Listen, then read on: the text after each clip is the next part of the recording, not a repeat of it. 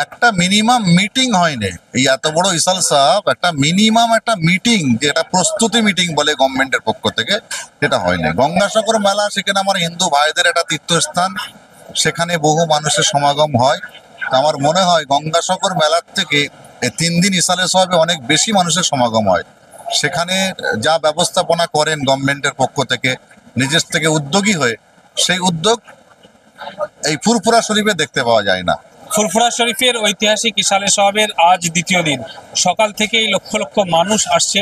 গতকালকের কভারেজ আপনাদের দেখিয়েছি, বিভিন্ন কভারেজ দেখিয়েছি, প্রচুর মানুষ ফুরফুরামুখী হচ্ছে এবং এই ফুরফুরা শরীফের ঐতিহাসিক ইসালে সাহেবে তারা অংশগ্রহণ করছে। আমাদের সঙ্গে রয়েছেন পীরজাদা তামিম উদ্দিন সিদ্দিকী, ফুরফুরা শরীফের উনি একজন পীরজাদা, তিনিও বসেছেন, বহু মানুষের সঙ্গে সাক্ষাৎ করছেন।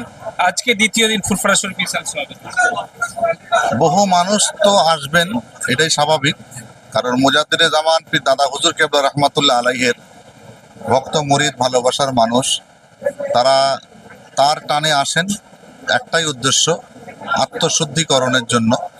তাই লক্ষ লক্ষ মানুষ যারা ফুরফুরা শরীফকে ভালোবাসেন, তারা আত্মশুদ্ধিকরণের জন্য আসছেন এবং এসে তারা নিজেদের আত্মশুদ্ধিকরণের মধ্য দিয়ে আবার আগামী একটি বছর যাতে ভালোভাবে সঠিকভাবে ইসলামের উপর কায়েম থেকে চলতে পারে, তার জন্য একটা প্রতিজ্ঞাবদ্ধ হয়ে এখান থেকে যাচ্ছেন।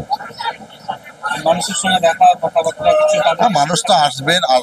আমরা পীরজাদা, সমস্ত পীরজাদা পীর সাহেব হুজুরদের সঙ্গে তারা দেখা সাক্ষাৎ করছেন, আমাদের সাথেও দেখা সাক্ষাৎ করছেন, কারণ আমরা দাদা পীর রহমতুল্লাহ আলাইহের বংশের মানুষ হিসাবে তারা আমাদের কাছে একটা আবেগ নিয়ে আসে, দেখা সাক্ষাৎ সুখ দুঃখের কথা বলছেন, কিছু বিষয় তাদের মাসলা মাসাইল জিজ্ঞাসা থাকলে সেগুলো জিজ্ঞাসা করছেন, করে তারা দাদা হুজুর কেবলা রহমতুল্লাহ আলাইহের মাজার, 400 হুজুর রহমতুল্লাহ আলাইহের মাজার, হোসেন বোখারি হুজুর রহমতুল্লাহ আলাইহের মাজার, 5 হুজুর কেবলা রহমতুল্লাহ আলাইহ হুজুরদের মাজার জিয়ারত করে তারা বাড়ি ফিরে যাচ্ছেন।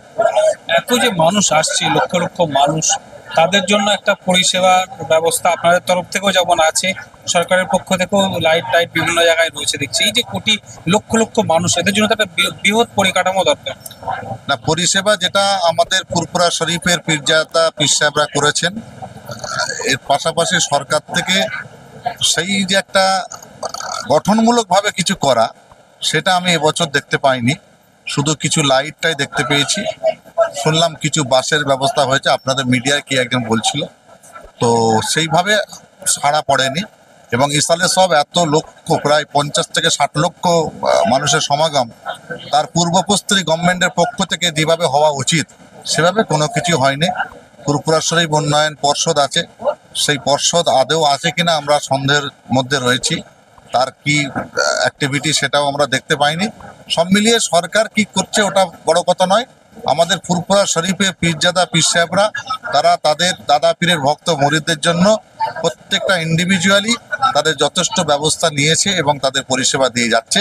তবে যেহেতু এত লক্ষ মানুষ আসছে, সেখানে গভর্নমেন্টের পক্ষ থেকে একটা আলাদা রকমের ব্যবস্থা হওয়া বাঞ্ছনীয় বলে আমি মনে করি, যেটা আমি এবছর দেখতে পাইনি। একটা মিনিমাম মিটিং হয়নি। এই এত বড় ইসাল সাহেব একটা মিনিমাম একটা মিটিং, যেটা প্রস্তুতি মিটিং বলে গভর্নমেন্টের পক্ষ থেকে, সেটা হয়নি। গঙ্গাসাগর মেলা সেখানে আমার হিন্দু ভাইদের একটা তীর্থস্থান, সেখানে বহু মানুষের সমাগম হয়। আমার মনে হয় গঙ্গাসাগর মেলার থেকে এই 3 দিন ইসালে সাহেবে অনেক বেশি মানুষের সমাগম হয়। সেখানে যা ব্যবস্থাপনা করেন গভর্নমেন্টের পক্ষ থেকে নিজের থেকে উদ্যোগী হয়ে, সেই উদ্যোগ এই ফুরফুরা শরীফে দেখতে পাওয়া যায় না। কিন্তু আফসোসের বিষয় কি, যখন ভোটের প্রয়োজন হয় তখন অনেক নেতা মন্ত্রী ফুরফুরায় এসে কি ফুরফুরা শরীফে গিয়েছিলাম দোয়া নিতে। এই 3 দিন তো দোয়া নেওয়ার সময় সুযোগ সবটাই, কিন্তু এই 3 দিনে কাউকে দেখতেও পাওয়া যায়নি, সেরকম কোনো ব্যবস্থাপনাও নেই। তবে দাদা হুজুর কেবলার ইসালে সাহেব তার আওলাদরাই এই ইসালে সাহেবের জন্য যথেষ্ট। তারপরেও বলবো যে গভর্নমেন্টের এগিয়ে আসা দরকার এবং গঠনমূলক ব্যবস্থা করা দরকার। কোনোরকম দাবি থাকবে আপনার তরফ থেকে? দাবি করে লাভ নেই, আগেও দাবি করি যে কোনো দাবি আদায় হয়নি।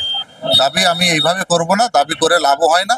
যদি গভর্নমেন্ট মনে করে যে ফুরফুরা শরীফকে নিয়ে কিছু ভাববেন বা ইসাল সাহেবকে কিছু করা দরকার, সেন্ট্রালাইজ মিটিং করুক সমস্ত পীরজাদা নিয়ে। আমি একা পীরজাদা একটা দাবি করবো সেটা তো নয়, সমস্ত পীরজাদা পীর সাহেবদেরকে নিয়ে মিটিং সিটিং করে সেখান থেকে সর্বসম্মতি করে যে ক্রমে যে দাবি উঠে আসবে সেই দাবি আপনার বাস্তবায়িত করবেন, এটাই সব থেকে ভালো হবে। মানুষের তো একটা সমস্যা, এত মানুষ আসবে, তাদের একটা পানীয় জলের ব্যবস্থা, তাদের একটা কোনো রকম থাকার ব্যবস্থা একটা তো থাকে, সেরকম তো কিছুই চোখে পড়ছে না। না, সেরকম কিছু চোখে পড়বে না, কারণ সেগুলো গভর্নমেন্ট থেকে করেনি।